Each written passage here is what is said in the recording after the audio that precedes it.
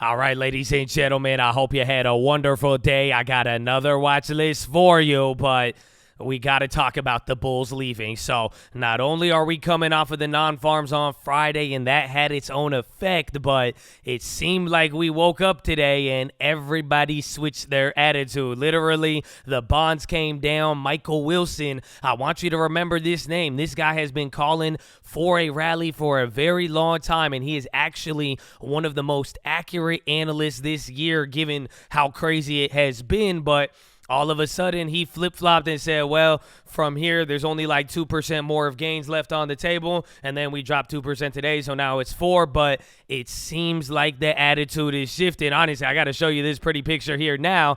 Now it went from everybody's all bullish, soft landing, and you are still hearing that, and you're going to hear it over the next couple of days. A lot of headlines about betting on a soft landing or not, but what this chart is showing you is how long it took us to recover the all-time highs or the previous highs after entering in a bear market, and then the red boxes are when a bear market has led to a recession. So usually the bear market leads to a recession, as you can see, but on average, I believe it's about like 2 years to get back to the high. So the point of today, there was definitely a change in the attitude and narrative. We did get some data, but now it's not the big data, and we have Powell, CPI, and everything else next week, and even a little bit more data here in the coming weeks. So we got a lot to talk about. I got a quick breakdown, and it was kind of complex, but kind of simple what we had here, and I'm sure in the next couple of days will give us a little bit more of that. But then I got the plays.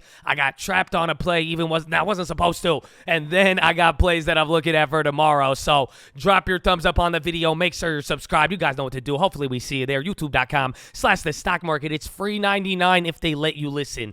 What? Okay. Yeah, let's go, baby. God bless the Chad. Run it, baby. Walking to the couch, it's the 2020 election. Live in the hills, but I still get a spread. Started with a live, but I still reinvest it. Feel how I feel, then you feel like a blessing. I just want the lesson. I just want protection. I'm up and I'm down, but they sound like progression. Farmer never plans if he waits for perfection. Finger to the down. But right off the bat, ladies and gentlemen, there was a couple of factors today. The good data that we got, you had good manufacturing data, and that caused a little bit of a red blip throughout the day, but I'm kind of mad I didn't play it perfectly, and we kind of saw it coming here, but I really do believe today was just the reaction that was supposed to happen on Friday. Remember, you had that big drop on the non-farms, and even then we flushed a little bit when we went lower, and it kind of stabilized. But like we've been saying, what we got on the data from Fridays, again, evidence of a faster rising wage or the wages rising faster, the job number beating, all of that was not good. And even then, a lot of people were asking me, do you think we're going to go lower and flush off of it? I do believe we can go lower, but hopefully you understand what I'm saying here. I think there's going to be a limit to it because, well, all of the big data happens next week. No matter what about the narrative or people kind of tempering the bullishness right now, the point is, why would you move too big ahead of time? Now, granted, if anything pops off, the currencies start to spiral, the bonds go crazy, anything of that nature, anything could happen. That's what this year has taught us. But for the most part, it seems like a lot of eyes are on next week, and now you kind of got a realistic reaction to the really bad data that we got on Friday. So I think it created a lot of traps for the Bulls and Bears. Again, I even got trapped on it. If we held our short, we would have realized way more from Friday, but you see how it plays out. So I think it's going to be fun, though. But that is key number one. Hopefully you don't get too confused about it, and I'm going to explain the second part of this. But before I get into that, I just want you to notice something. In the last 7 days, the only green day was Jerome Powell speaking. So it sounds weird when you say it out loud, but like I'm telling you, you have to go look at the chart and you'll see what I'm talking about. This chart has after hours on, and a lot of moves are happening, but like quite simply, you have like this was kind of a green day. I don't know where it was coming off of the day before. I'm pretty sure it was neutral or negative. Next day red, next day red, next day red, Jerome Powell green, and then this day was considered red, and then this day was red, and then now today. So if you really think about it, that Jerome Powell speech was the only time we went up, and we were kind of selling a little bit following Thanksgiving and all of that. So I want you to keep that in mind because you've been getting a lot of pressure even in the midst of all of the bullish speak. And now you're kind of watching the bullish speak a little bit have a flip-flop there. So we will see. But now I want you to understand the final part of today. I'm going to show you the data too, but I'm going to start right here. China and the currencies, like we said yesterday, that had a really big effect. And honestly, in my opinion, I think it needs to chill out before we could really see where we stand following everything that's gone on. Not only have you had the data, not only have you had Powell, the bonds making an epic move, the yen going from safe haven, and you'll notice as China reopens and things got better in China, the yen started to calm down a little bit. There is a lot of things going on. Again, China weakening by a big margin. It has big effects on the dollar and everything else. So in the midst of what we're seeing here, there's also a lot going on. You even had the World Cup. I don't know if that counts, but keep all of that in mind. That was another big part of today. But now, moving forward for the rest of the week, you're going to get unit labor costs on Wednesday. And to tie it in with the non-farms, I mean, this could give you an idea about wages going up or not. So this is coming out on Wednesday, and it could be a big effect. And I'm bringing this up because maybe if you want to reach for it, that could be a big data set. Usually we don't respond too big to it, but we will see. Other than that, Thursday and Friday, the data coming out there, the initial jobless claims on Thursday, and then the PPI, and then the consumer sentiment on Friday, those will most likely be the final important data moves until we get the CPI and Powell next week. Remember, CPI comes out on Tuesday next week. I don't know what date that is. I think it's the 13th. So hopefully you see why we're tracking this schedule and keeping this there, because you've seen it the last couple of weeks. It's like you respond to the data, a little bit of a follow through, and then the next set of important data changes everything. So keep all of that in mind. But that's the final key. Again, where we're sitting with the market, we close below the 200-day moving average. Now, remember, people are like 450, 490, 4150. Well, yeah, now you're below the 200 days. So we'll see, and that's probably going to be a point of contention tomorrow. But other than that, watch the global factors, pay attention to what happened in bonds today, and hopefully we get a signal. But in a weird way, the broader market aspects chilling out, it may make it easier to read. Up until then, though, it's kind of going to be the back and forth, low-key positioning ahead of one of the biggest weeks for the end of the year. So let us get into the plays. But right off the bat, ladies and gentlemen, I got a couple plays I'm going to go over. We'll start here with the plays today. The first one, I am in this, and if you notice, today was a 2% day, and it came down, but pretty much to the price we were trading at. But Meta, I am definitely going to be watching this moving forward. I already have 200 shares short that I am holding. I think my price on them is around 121.26. I thought it was 122, but I had that average down. So we'll see how it plays out, but it's simple. It's been outperforming, and I really think the play right now is either it's going to dump from here or it is going to rip even if the market goes down. It showed today that it could still do a little bit better, and this is what I'm talking about. It is a $10 per share risk to reward. It either goes back up to 132,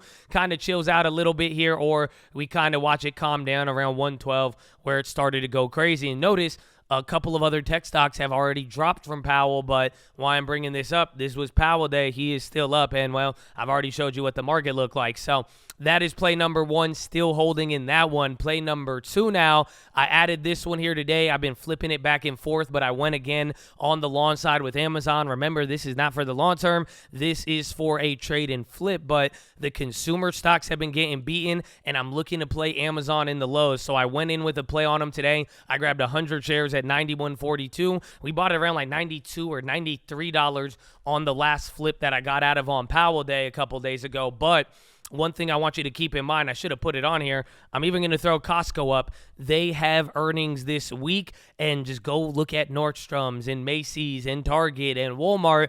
You're watching something interesting, and I borderline want to compare it to oil, but keep your eyes on these. I think Amazon could be decent, and again, I had a decent amount of downside except for the ES that I grabbed here today. So I'm kind of now leaning to the upside, but I thought it could be decent. And then even then, if it goes below 92, I'm feeling 88, and I may want to average down, but it could be a good flip. They've all been beaten down. If we get any relief day, I'm hoping those could come through, but especially after Costco and any of the other earnings, just keep your eyes out for how these kind of move coming into the end of the year. But that is play number two. And then finally, Play number 3, I don't plan on moving on these anytime soon, but everybody kept asking, so I'm going to direct them to this video. But UNG and UWMC, I am still holding all of these from UWMC to UNG. I still have the boil. I think at this point between both of them, I'm probably down like $7,000 or $8,000. And I think last week we were down like 1,500. Go look at the chart.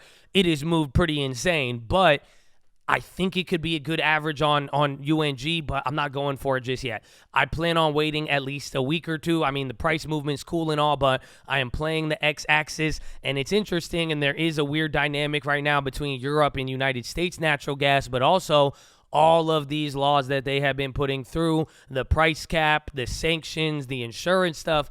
All of this stuff is starting to move around a little bit, so I'm hopeful that I could give it some time. If not, though, if a lot of recession stuff hits and oil and a lot of these keep coming down, even after China reopening, it could start to get ugly. So we're going to see. And then for UWMC, I said I was going to sell out of this after the dividend on December 8th. And a lot of people said, Josh, you're selling out of it. No, I'm going to buy back in. Hopefully, watch yesterday's video. Hopefully, you could go back and see the stream on Friday. We have a strategy with this, and I'm looking to harvest some of the loss and then plan to rebuy into the next year. So we'll see what happens, but I want to give you that update on there and go from there as far as everything else now. And you're probably wondering, the plays right now are, quite simple. I didn't do anything crazy. And again, I've been playing the futures and you'll see what I did with that. But overall, I wasn't trying to get trapped today, keeping it very simple until we could get a read on stuff. But everything's kind of a toss-up now until we get into the data, and that really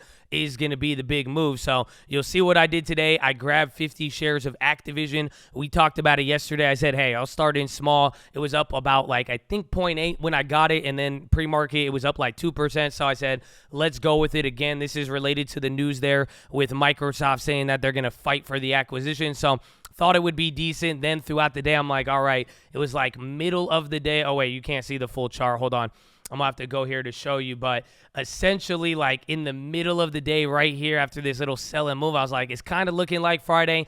I went with the greedy long, and I was like, hey, I'm not going to get trapped. I'm going to try to keep it small, but I ended up getting trapped. So I was up like $300 from getting it here. I didn't take the profit. I probably should have. And then everything started to come right back down on me. So that's where you can see what I did. Essentially, I went with 2 ESs and I'm still holding those long. And it's going to be an interesting one. And one thing I want to even bring up here is that I'm also going to be looking for the next month contracts on the ES. So the active contract only has 11 days. So keep in mind, there is other contracts now, and you're going to notice a pretty big gap between the two. It's nice. There's no backwardation, though, so it's decent. But that is what I did with the ES, and then we'll get into it a little bit more, and you'll see. But did those at 2 various points, 40, 40, and 41. My average now on 2 ESs. I'm still holding them, and I brought this up yesterday. I'm holding it down like $1,500 on 2, and the max I was down was like $3,000 today. But if you were watching on Friday, 1 ES, I was down $3,800 at one point. So kind of weird because it seems like we moved a lot smaller because we were at a lower range to the 4,000 instead of the higher 4,000s down to the middle 4,000s. But there was that. Then there's the Amazon, and then pretty much those were the only other plays. So going to see how tomorrow plays out. I'm looking at a couple of different factors. Again, still holding the bonds. And actually, wait, let's get everything up. That's what I was going to do. I had to get to this screen. I'm clicking all over the place here, but so there's the ES right there holding that 1,500. The MES, the micro, got back a decent amount of the gain, so I still have some downside. The bond play came back to life. At one point, I was only down $50, and I think the futures just open, so not anything too crazy right here. There's the Amazon down 30. The Disney is down 400. The Qualcomm down 1,800, and then there is the Activision, the Meta, still holding that one down 238, and then the Carvana. I need to get out of this one. It was supposed to be a flip. Now it's 230, so that one I think just kind of forgetting about it. I should have cut that one a lot earlier, and even the profits, but we'll see if any of the hype comes up. But really, I plan on just trading a lot of the futures tomorrow, really focusing on the bonds and seeing how we could set that up. But other than that, we just got to ride this home, let the data guide the way, go from there, and then it's going to be wild. It's going to be wild. So that is your watch list, ladies and gentlemen. Make sure hydrate healthy, ready to go. Make sure post your watch list. Make sure we see you there in the morning. I need the armor on. I need the helmet shining. I'm not here to tell you to do anything, man. Okay, we all got to work on ourselves. We all got to do a lot. We all got to stay focused. I pray that we could all focus and respect in the best way. But I'm not going to tell you to do anything, but I just want you to know the potential that you possess. It is huge, and you could accomplish a lot. And look around the world. A lot of people with a lot less have done a lot of great things. And the fact that you are breathing, alive right now, and even listening, even like Googling like YouTube stuff and trying to like get into the stock market, bro, like for real. You have immense potential. Take advantage of it and get ready. And I don't care how we end this. I need you to get ready for the next year. And no matter what, stay in the game. Shout out to the long term. But your potential is great, baby. Okay? You believe? Amen? Amen, baby. But I love you guys. I'll see you in the morning. Drink that water. Stay hydrated. Stay healthy. And let's go. We got to keep fighting and bring it out till the end of the month. And I wish you a Merry Putmas. I wish you a Merry Putmas and a happy by the dip. No? Feliz Navi puts. Dun, dun, dun, dun, dun. No, what about, come on. Power cells. Okay, I'm going to leave. All right, love you. Horn.